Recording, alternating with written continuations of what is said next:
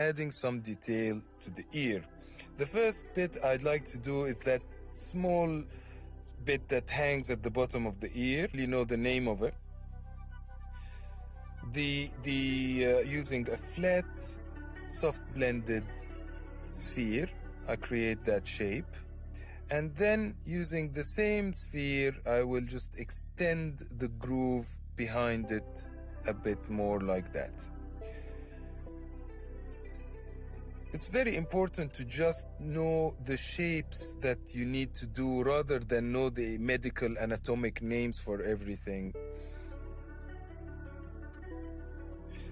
Then I stretch the sphere one more time to create the section inside the ear that curves in a way that reflects the exterior of the ear.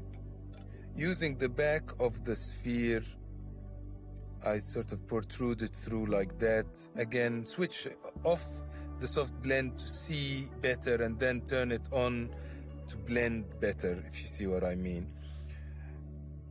That's exactly the curve I want to kind of repeat the curve of the ear again.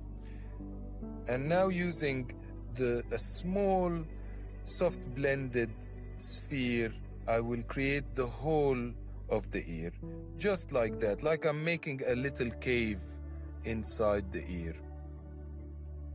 A few edits like that, all behind that bit that protrudes that we put first.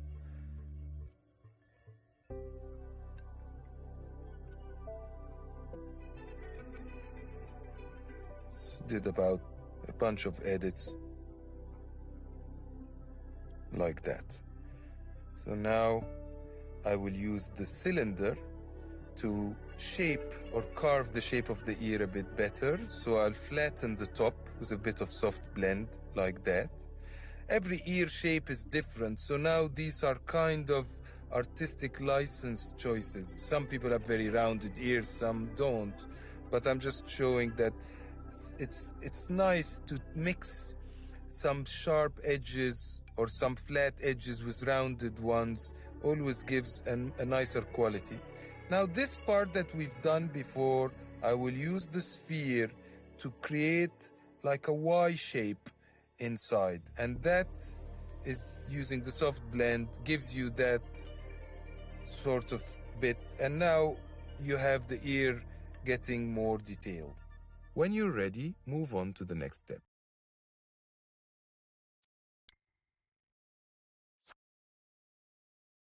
And now to work on the brow area, I will use the sphere to add some detail there. So before I add some brow detail, I will do one little cut at the top of the nose using the sphere and some soft blend to get that little indentation at the top of the nose, like that. To add the brow detail, I will just use the soft blended sphere. The first edit goes around here like a V shape like that. I don't mind that it's a bit too extruded at the moment. I can push that a bit with the move tool.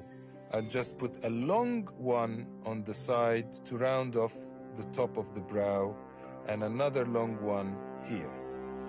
And then above them, I will just do a very big rounded one here to create the forehead lines, and the one more above it and a little bit tucked inside the head.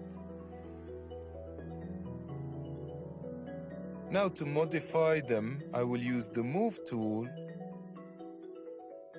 and push them inwards so they don't extrude that much. Keep modifying their shape so they blend nicely into each other. Looking at the model from all the different angles.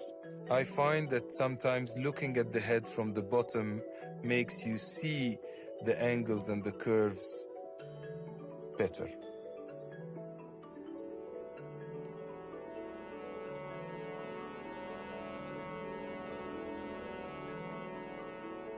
One more edit I need to do is on the cheeks here, under the cheekbone indentation that we did before. I'll use a big flat sphere and put that edit with soft blend under there to give it some more bulk and not have it very accentuated as it was before. When you're happy, move on to the next step.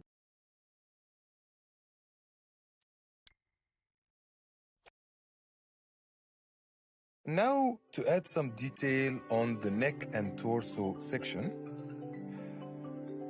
the main shape I will use is the sphere, and the first muscle I'd like to do is the one that goes from behind the ear all the way around the neck to meet at the center of the collarbone. Now this is kind of an S-shaped muscle, so I'm going to do it in several steps. First, I'm going to stretch the sphere into a long, thin one using form, and then place it behind the ear like that, and with a little bit of soft blend as well. I keep moving my camera around to try to get it in the right angle. And scale it up as well with the uniform scale. And now I place the first one, I place another one at the bottom and another one, and as I'm placing them, I'm scaling them down a little bit until they both meet each other at the center to create that V shape at the bottom of the neck. That is the kind of shape we're looking for.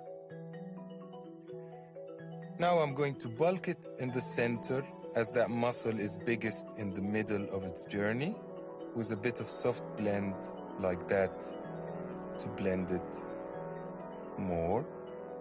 So now this is the muscle going from behind the ear to the center. I exit my sculpture and modify the tilt of the head a little bit. And that's really why we did them in two different models.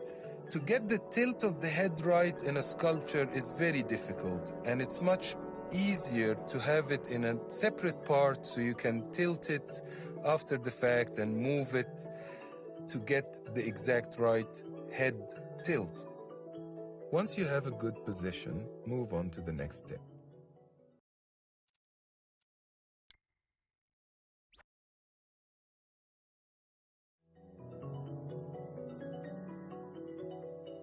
Now I go back to the neck and add the muscle that connects the neck to the shoulders. This is like the trap muscles.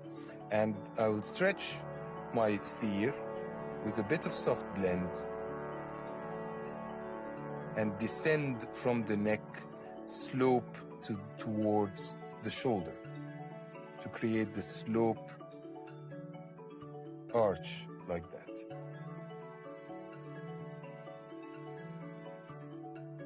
Now, you can see the pedestal is really getting in the way when I'm working on that lower section. So I'll use this feature here which hides everything else. By just pressing on the button, everything in the scene is hidden except from the sculpture that I'm working on. Now I'm going to work on the throat section, again using the sphere, stretch it,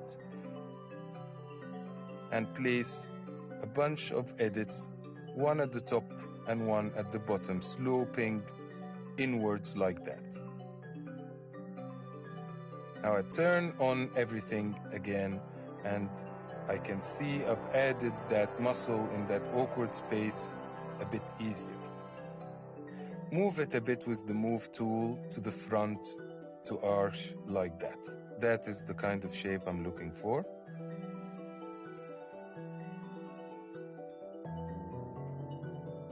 Just like that.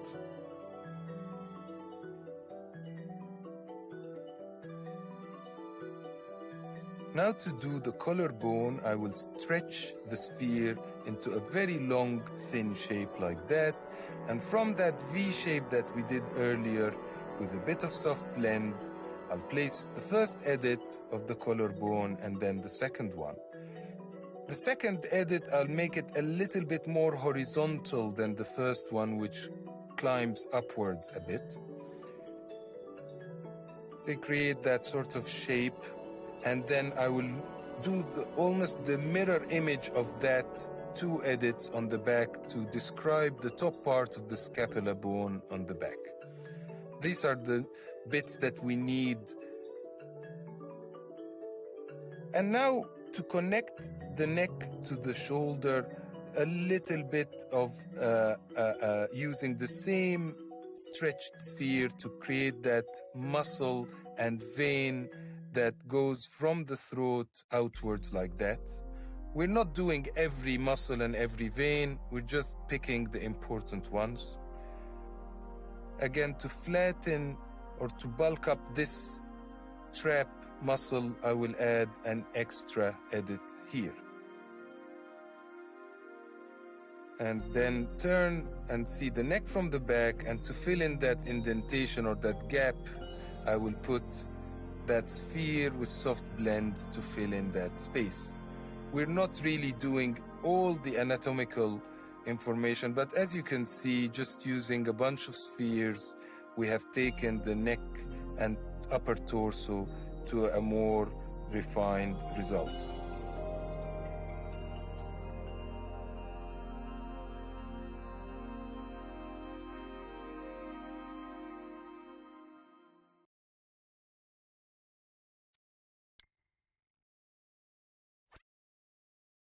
And now we're about to start phase 3, where things get more organic.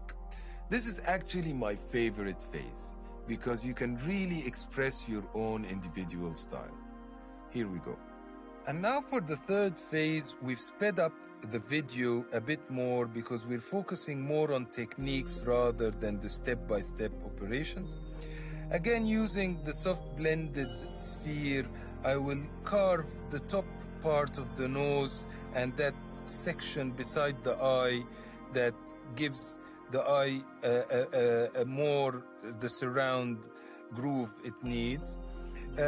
This is a stage where you rely more on your feeling and your eye, like this tiny little bit in the eye, and to add the wrinkles, for example, beside the eye, I will use the soft blended sphere. I usually rely at this stage on the soft blended sphere to add detail and the cylinder to cut and to create the lines. With a soft blended cylinder, you get quite nice lines, like here to do the wrinkles. I'm using the cylinder and using the soft blend to get those marks, while adding with the soft blended sphere gives a muscle-like structure. I used a very thin sphere to make that indentation behind the nose, to carve the shape of the cheek and how it meets the nose. And you can see it's like in clay when you're carving little details, using a mix of the soft blended cylinder and the soft blended sphere. I'm creating that mark here. And now it's the time to sort of pick up any little pieces that I want to tune or refine. This part here where we did the philtrum before, I curve a bit so the curve can come outwards like that using the sphere. And this is a stage of sculpture that is more about small marks and small details, turning around my head and seeing what needs work, adding a muscle here or there. There is that muscle under the mouth, and using the cylinder to carve now my chin.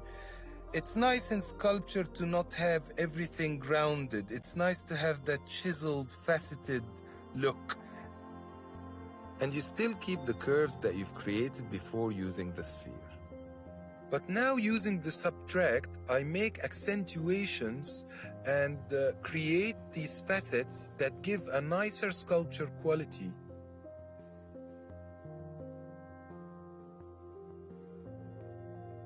So it's like a stage where I turn like this little cut here around the ear to make the shape more sculptural and anatomically satisfying. It's all about going around the head now and cutting and carving to describe the shapes with more sculptural sensibilities. Click the arrow on the video to go to the next step.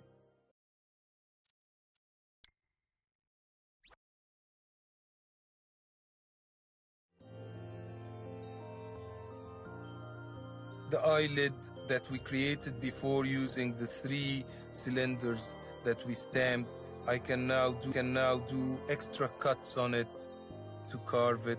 The head as well, adding those facets like we did to the chin. And when you turn soft blend on, it softens the cut. So you can go between very sort of semi-sharp cuts to softer cuts. Move a bit around like the bottom of the eye. Very refined small decisions that add more sculptural detail. Now I've changed to the smear tool, and this is a different style of sculpture than what we've done so far. This allows me to do a more chiseled look, and to do that I'm going to pick a mixed color to do the hair. Like now that I am picking just one color, you can see that it just puts it in black. Instead, I'll pick several tones of dark colors, of black tones and dark blues and dark reds, and drag them onto the color mixer to get a variety of tones in my smears. So see the smear places multiple edits in one press, so you can actually paint with your sculpture rather than place one careful edit after the other. I kept this technique till we got to a good place with the head, and I'm going to use the smear tool to make the hair, as the hair is more forgiving and we don't have to be very correct with the marks we're making. So using the smear tool for hair is not a bad place to start, as you move your hand fast and it makes sculptural marks. I still have my mirror on.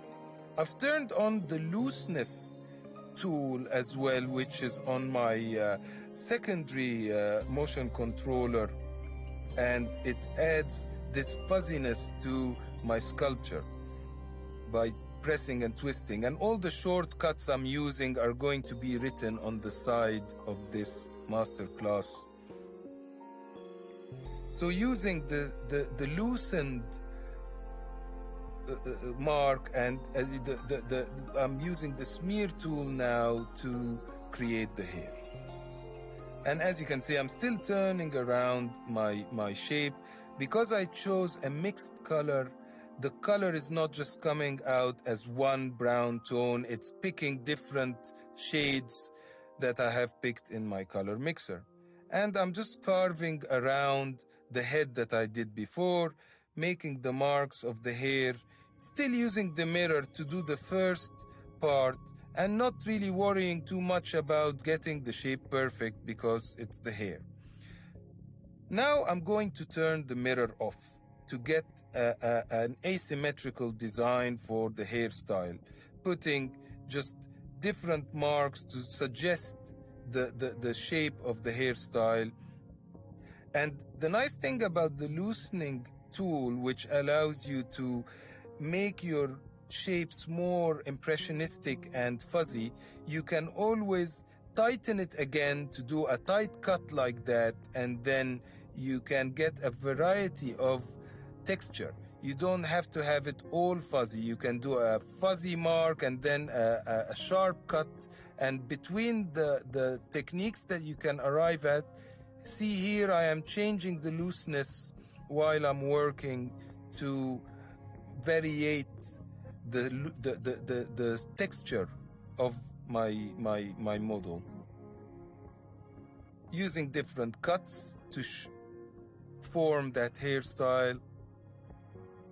So it's nice that although I placed earlier the shapes without that much intention, using the cuts I now can carve the silhouette into something more appealing, and using the cuts to create indentations that suggest hair direction.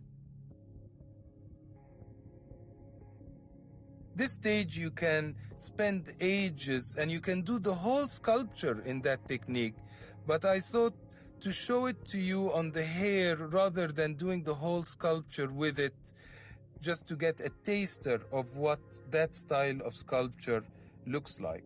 It's more sketchy. I will continue to add more detail in the next step.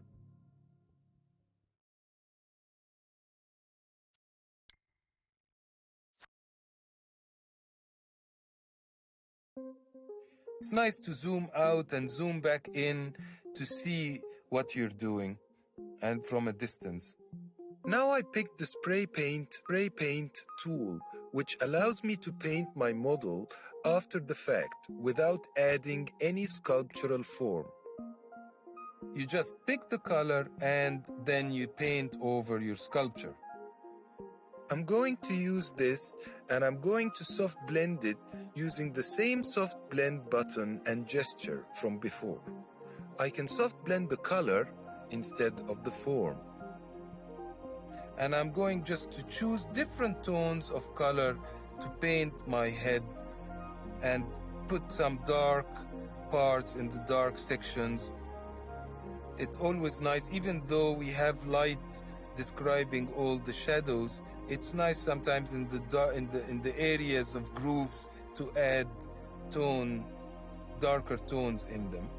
And now I'm just painting with a very light opacity where the hair meets the head to suggest a blend of hair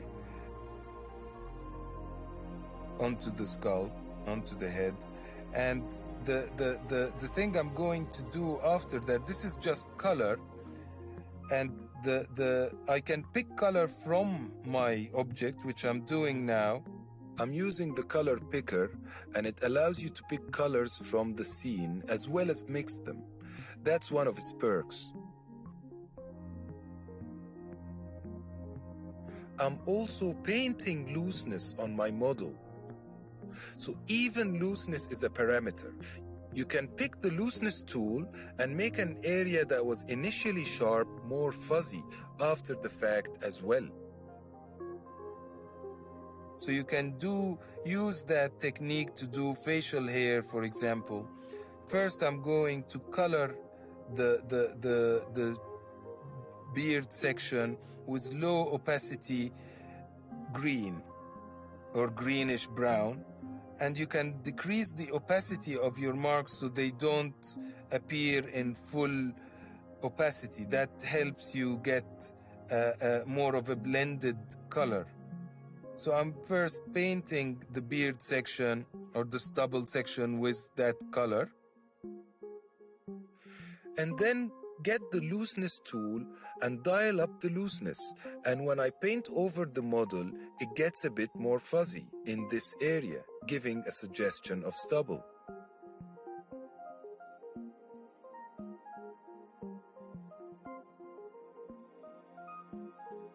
That's a nice technique to use it to do hair or to use it to do grass in a scene. It's pretty useful.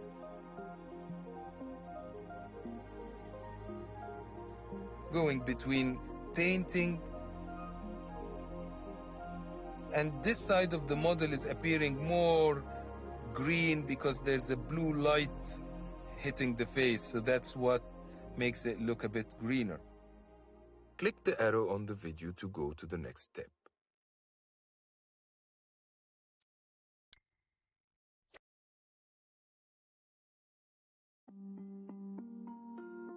Now I go back to sculpting again. So you can jump between sculpture, painting. Using the smear technique, I just carve a few bits here and there to get, again, this imperfect result. It's nice to not have everything feel like it's made out of soft balls. The balls or the spheres were useful to start with to get the general shape of the model, and then you can start carving with the smear tool just very small indentations like that for the chin. You can spend ages on that stage and really take the model to a very handmade quality. I didn't want to spend all the masterclass doing this technique, as this is something that you will spend time and find your own marks, but I just wanted to give a quick display of what it looks like to use it on top of a more careful process. Now I want to color the eyes. So I'm going to first darken around where the eye meets the nose, use some darker tones there. And also on this side of the eyelid, we also tend to have it being darker. Sometimes these are just shadows really, but I think painting a little bit of that accentuates the model and makes it look more convincing. To describe the eye in one sculpture, because in this masterclass we're not doing the eye as a separate element that we articulate and have the eyelids close and open. This is more of an illustrated solution rather than an animation-friendly one. So I'm just going to create a indentation for the eye, where the eye goes. And now, instead of adding the iris in the same sculpture, I'm just going to do a new sculpture just for this black bit in the center of the eye, so I can choose a different material, as we only have one material per sculpture. So for this section, I'm going to use a shiny material to get just that little bit of shine on the iris. So you can see you can have variety of materials in one model using this technique. You just create a new sculpture and then you place it, intersect it with your other one, and you have a variety of shininess. The main head is matte and this part alone is shiny. Now I go back into the previous sculpture and paint around it with a dark color to blend it more and not make it stand out. That starts to work. Always looking at it from a distance.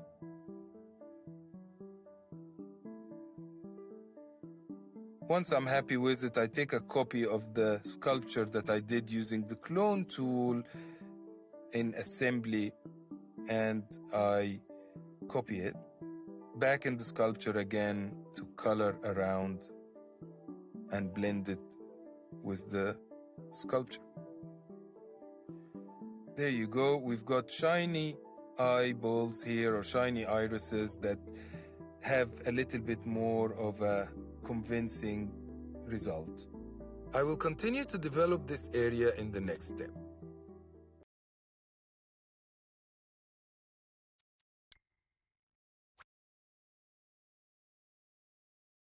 To do the eyelashes, I still want to sort of tighten the eyelid a bit more, because the eyelid is quite a complex shape. Initially, we started with the cylinders, but now that we're in this stage, we can cut further and just blend it more into a more flowing shape that is thinner and more convincing. You can spend much more time just doing that until the shape is completely right. It's always nice to work from a reference photo or even a reference sculpture that you have beside you, so you can try to recreate that. Now, back in my sculpture, using a very loose cylinder that I've used the looseness dial on to get it to look as fuzzy as I can. and I'm just drawing the eyelash on top where the eyelid ends. And because it's a male bust, just try to make it thin enough to work. It's a fine-tuning. You have to sort of keep looking, zooming out, making it smaller, making it bigger, till it works.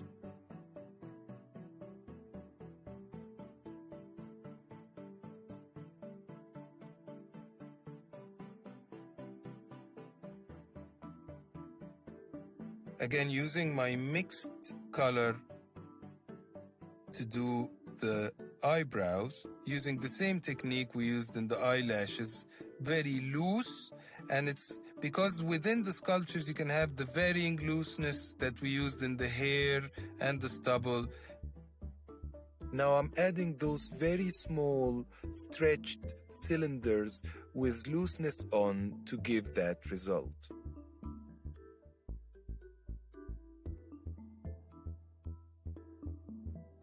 I'm not really expecting you to follow everything I'm doing here. This section is intended to give you insight into some sculptural techniques. Click the arrow on the video to go to the next step.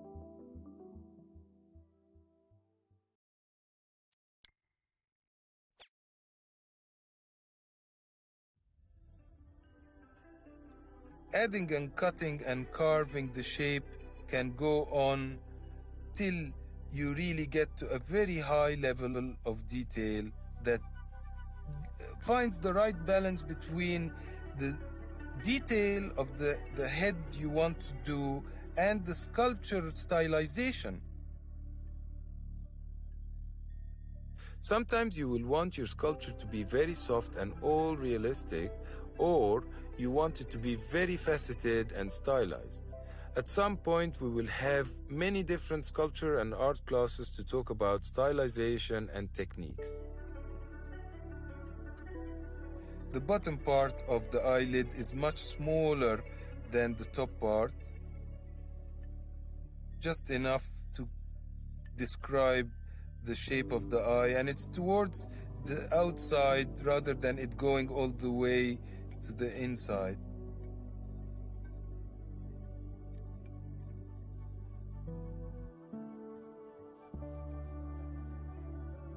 And after I've added a few sculptural edits, now I'm just using spray paint, only to do the last part. So I can go from adding sculptural additions to just painting over the model. And every time you catch your model from a different angle, you can go and correct and modify. Here I'm making where the hair meets the skull or the head flatter so it flows better. That's the purpose of moving around so much, that you keep seeing different angles and questioning them and refining them further. The coloring as well, you can keep layering, adding dark tones and then adding light tones on top of the dark tones to make them more blended.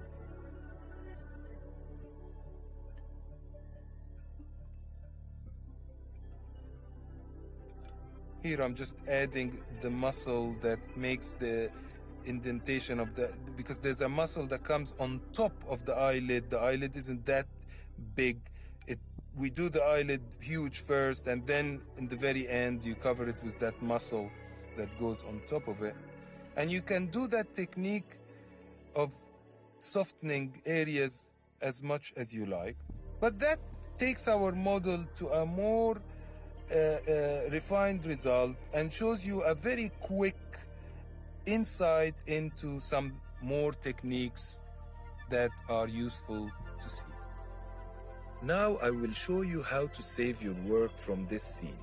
First, select both parts of the bust.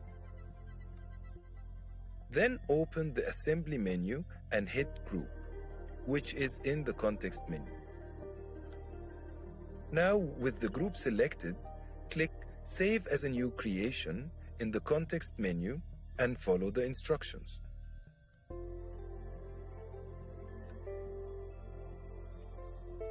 So there we have it. That's the end of our sculpture masterclass. I hope you found it enjoyable and you feel inspired to make your own masterpieces. We're looking forward to seeing them in the Dreamiverse.